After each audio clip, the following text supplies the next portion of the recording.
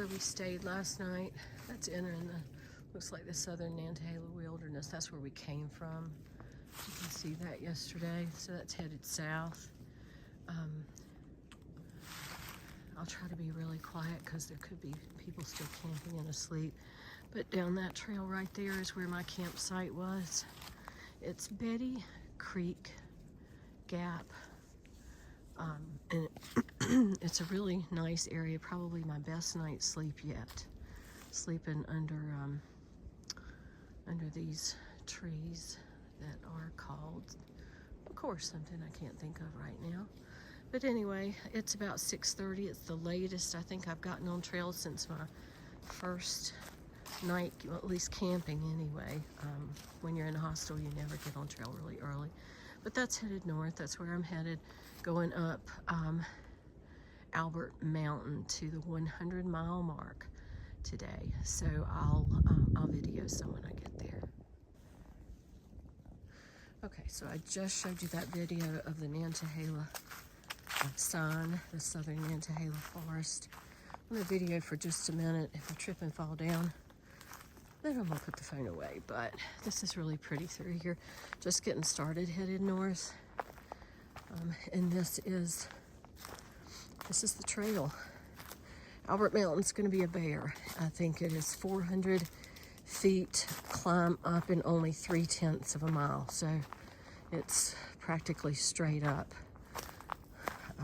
And it has a reputation for being an ugly climb. And so that's not for 2.5 miles, I think. The actual mileage there, I believe, is 99.9, but close enough, I guess. There's a fire tower up there that somebody painted 100 on. Seems like everybody goes and has their picture made there. And it is, you know, it's definitely something to celebrate. So, all right, I'm starting to feel some roots underfoot. That ankle's feeling better this morning, so I'm hopeful that it's not gonna lay me up for a while. If it starts to get sore, I'm probably going to get off trail at Rock Gap a few miles before I intended at Winding Stair Gap. But that's okay. If it's just sore and it's not getting worse, then a day or two off of it should be just the trick. But I'll get back with you later. Good morning again. Sun's getting ready to come up. I thought that was really pretty. Limited view, but still, my goodness. Almost 360 as the sun comes up. I wanted to show you this just because hikers tend to look down a lot, especially when the sun's not completely up. But if you look at that right there, you see the trail. It feels like it goes this way, but it really doesn't. The trail is over here. That piece of wood is for runoff. This trail has some wood over it, so you would probably see it right away, but there are some places where you wouldn't, so you have to be kind of careful about that. But anyway, we're heading north, and this is our trail. We can see our white blazer right there. I'm leaving Mooney Gap, and I'm also leaving the southern Nantahala Wilderness. So it's the Nantahala National Forest. So it won't be too long before we get to the NOC, the Nantahala Outdoor Center.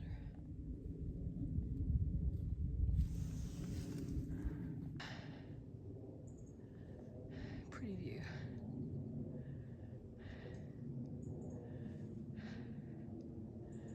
A little bit foggy.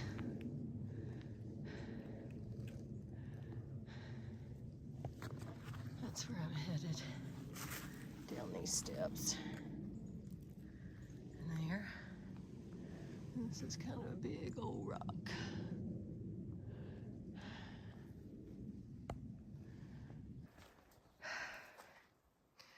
This is not the safest place it feels to stand, but my gosh, I hope that you can see that. So far, This is the most spectacular view, and I'm afraid you can't really see it.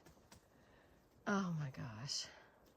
The mountains, and then down into that valley.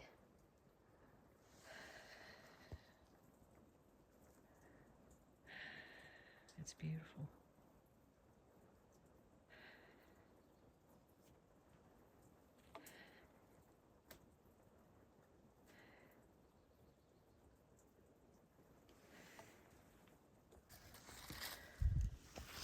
Okay, I'm about 9/10 of a mile from Albert Mountain. There's a 4/10 of a mile that is, 3/10 that's practically straight up. I will not be able to show you any of that. With my ankle being injured, I'm going to be focusing on every single step of that, trying to take breaks. But this is a pretty little section.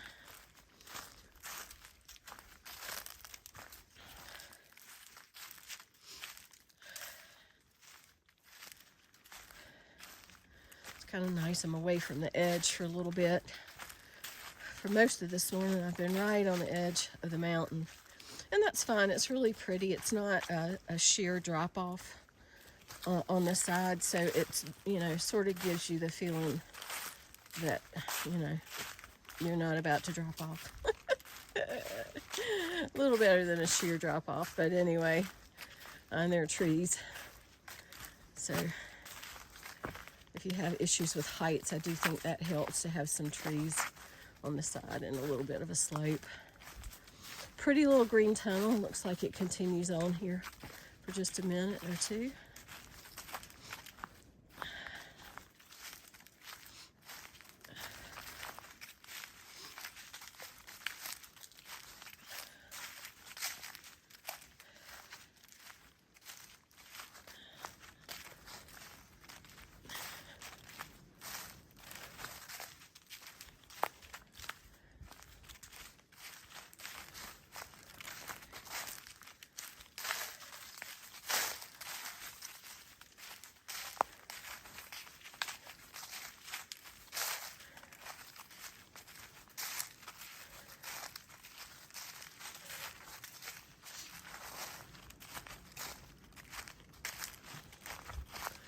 You could see somebody climbing in there to camp.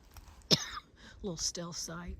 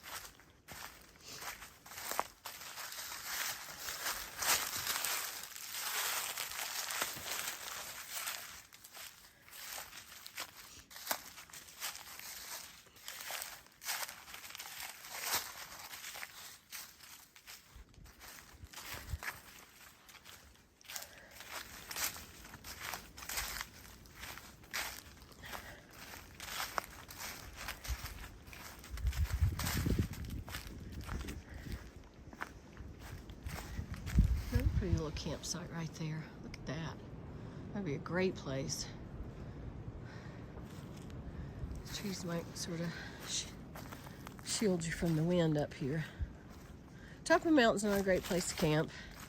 Sometimes you do it just for strategy, knowing it's going to suck. But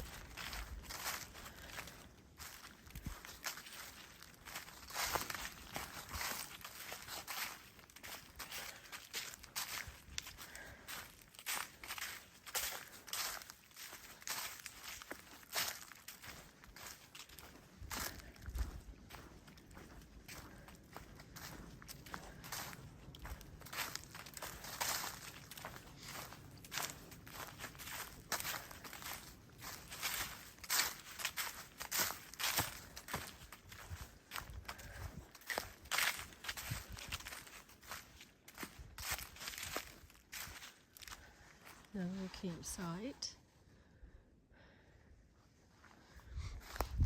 They're sort of unofficial and dotted along the way. I think people find them and sort of take a branch and clear out the leaves, and then other people see it and continue to use it, and they sort of stay cleaned out.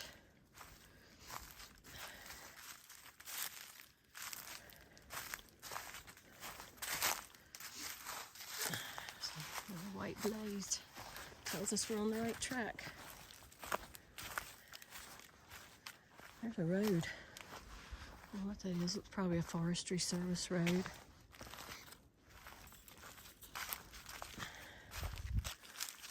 But of course, we're not going to walk on a road. We're going this way.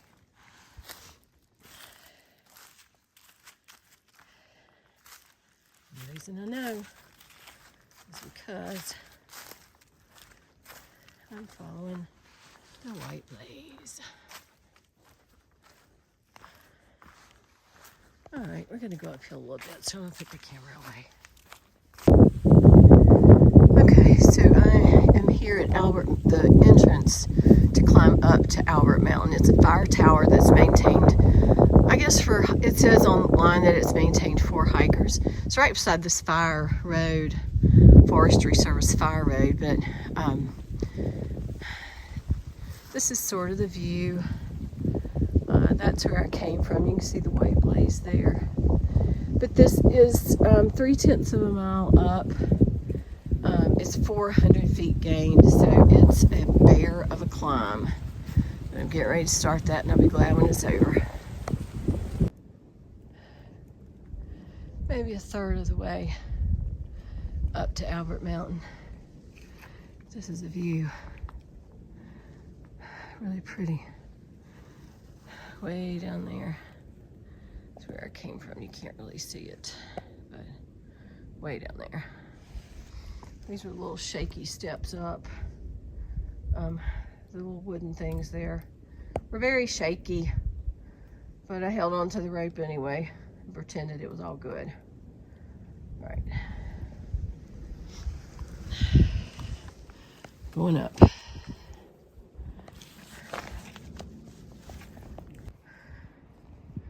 All right, there's an Albert Mountain boulder climb.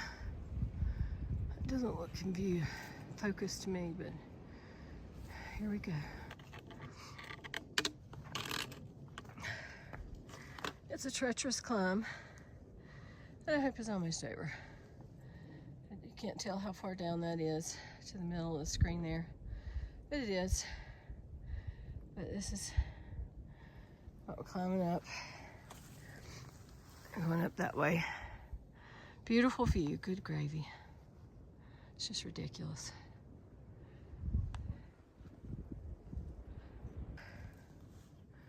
All right, so this is what that hellacious climb was all about. It's the 100-mile mark, well, the 99.9 mile mark. And this is it. Fire tower at the top of Albert Mountain. These folks said it was okay to video. I don't know if they're y'all breaking down camp or setting up? Breaking down. So what was it like up here last night? Really windy. I bet. What's the elevation here, do you know? I don't know, that thing might say it somewhere, but... Okay. Yeah. I'll look at it on Far Out. Thank you for letting me take my video. For an old gal like me, guys, that was a bitch of a climb. And I'll say to family watching this, I'm sorry for the language. All right, so I'm climbing this fire tower. And this is the view. This is the tower. It's very sturdy. It's not wobbly, so that feels good.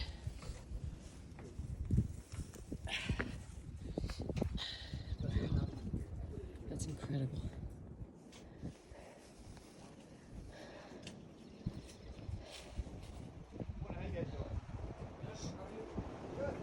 It's windy up here. I don't think I'm gonna make it to the top. It's windy and cold. And It's high off the ground. A big chicken. All right, maybe I'll go up to the next one.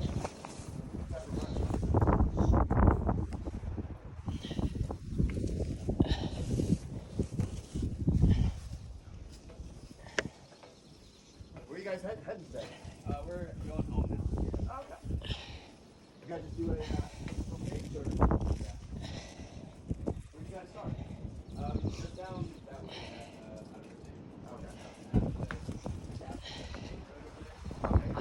All right, that's it for me. So this is the trail right now. Just came off of Albert Mountain. Boy, was that a hill to climb. I got some harsh words for the climb up to that thing, because this climb down looks just like this. I just think they could have shot around that mountain and called it a win, as far as I'm concerned. But it was a beautiful view. I met Hoppy up there. There were three young men that are in, I think, my previous video. Really nice young men. They camped out up there last night, and the elevation is just about the same as it was for standing Indian Mountain for us night before last. And I feel sorry for them. They said they had good equipment and they did okay, but they were cold. But just the nicest young men. Three seniors, and one lives in Georgia. I think the other live in Franklin. And so they said they had a great time and they stayed warm. And I asked them if they would do it again, and they said yes. So anyway, but I met Hoppy up there. He's a civil engineer. I got a picture of him. Just the nicest young man to talk to. Really enjoyed our conversation. He took a couple pictures of me. So that was nice. I'm just looking at this sign, making sure I'm going the right way, and I know that I am. But also, there we have our white lilies. So, but anyway, Hoppy, really nice civil engineer. I think he said he was from Pennsylvania. Really hadn't talked to anybody today because a turtle and a freight train left earlier than I did this morning. So he was the first person I talked to. Very nice. Couldn't get anybody to come out on trail with him, so he decided to come ahead and do it. He was able to get a sabbatical from his employer, and didn't say who his employer was, but he did say, if you have Verizon out here, that's me. He's apparently involved in the engineering and the, determining where to put cell towers, and I don't know what all goes into it, but just nice young man, whose name Hoppy comes from the fact that he is fast. And I can tell you he's fast, as are all three of those young high school students. They are long gone away from me. But anyway, it was a hard climb up to Albert Mountain. I am pleased to have it done. My ankle is still bothering me. It felt better this morning, so I think if I go into Franklin and rest it for a couple of days, maybe it'll be better. So it's worth a try. Maybe I'll go to the drugstore and grab a brace or something. But anyway, back on this part of the trail, it's about 11 o'clock, and I'm hoping to make it to Rock Gap to meet Sherpa, either Sherpa Al or Sherpa Josh, who is going to be my shuttle driver into Franklin. So hopefully by 5 I can make it. Got almost 6 miles left to do, so I guess I better hustle. A little green tunnel for you.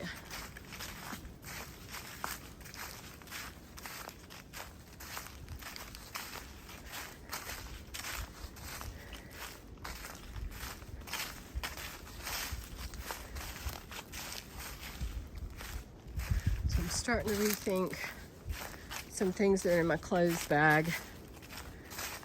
I've got an extra set of clothes. I've got a fleece hoodie, an extra pair of socks, one extra underwear. That bag weighs a lot. Doesn't seem like it should. So I may make some tough decisions about having that stuff. Everybody, especially men, but still, they pack light, and that's, you know, you need to consider it. But say if it's going to stink, it might as well be on your butt instead of in your pack, smelling up everything else. So that's one of the hostel owners said that to me in more colorful language, and you know, it's starting to make sense to me. I've got my pack weight with a couple days of food down to 25 pounds, which is better than the 35 pounds I left home with. So, you know, that's definitely progress. If I could get my base weight without water and food down to 20 pounds, that would be awesome. I don't know if I can, but I certainly ought to see what else I'm not using every day. I mean, there's some things, you know, I just can't do without. I've got spare contacts, I've got my glasses, my saline. You can't do without those things. But, you know, and I don't want to do without my hairbrush, but I need to just see, you know, if there's something else that I can get out of my pack. And actually, now that I'm thinking about it, my base weight without food and water is 20. So if I could get it down to, I don't know, 16, 18, something like that, because it's probably 25 pounds right now with everything.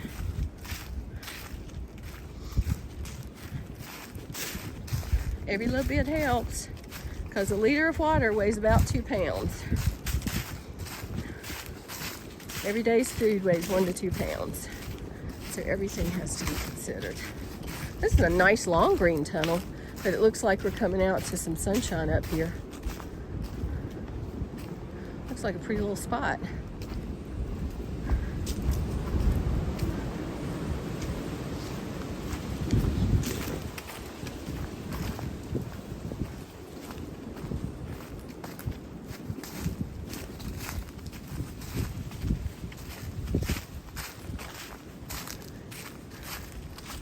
Alright, I'm going to put this away. I'll get back with you later. Trying to get there to meet my Sherpa shuttle today, but I'm also trying to remember to look around. As much as my ankle hurts, I want to make sure that I see what I'm passing, and it really has been just a beautiful and mild walk since Albert Mountain, thank goodness, because after you do that, you definitely need a rest. The whole day has been full of these beautiful rhododendrons. I finally remember the name of them. But it's just been literally a rhododendron forest.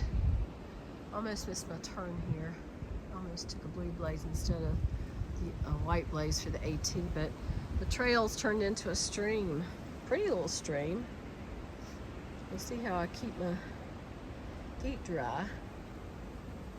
But anyway, quite pretty. I've got to continue this video. Look at that, a huge tree. This water coming through. Hopefully you can hear the sound.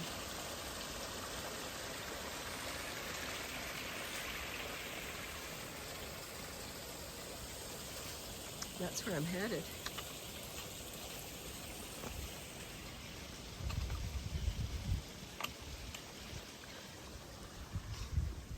And that is where I came from.